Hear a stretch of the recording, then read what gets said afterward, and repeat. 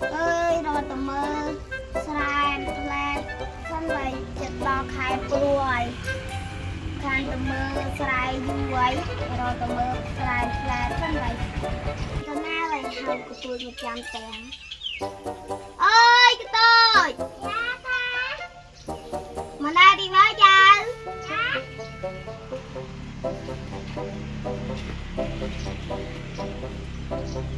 hai anh thấy ai ta anh chào anh chăm te chào ta tôi làm plan cha ta ai từ một bài từ một hôm nay chào thấy ta ta tỉnh lên vua đây nóผิดด้วยไง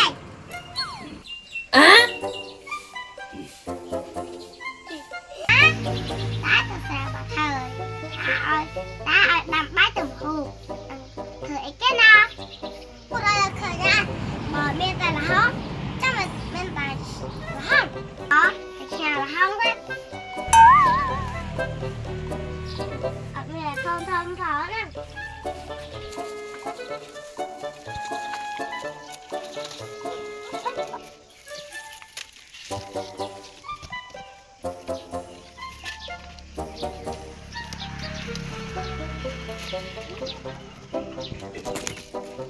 mình đã thoát bán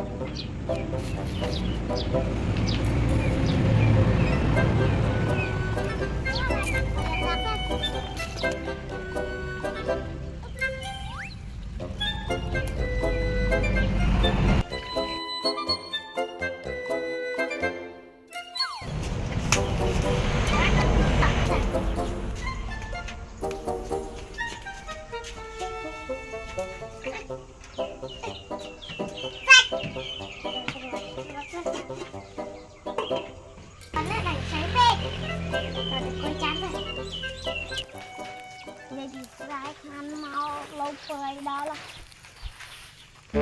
đang cầm bài đồng hồ này nó tới bơi đau quá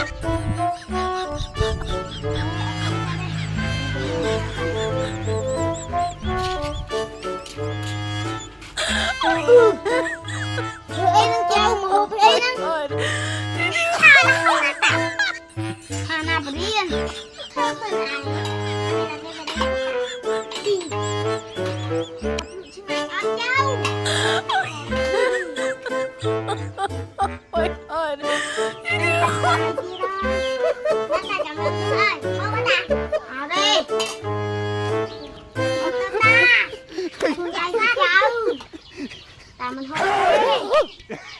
Đây con lần, con lần á.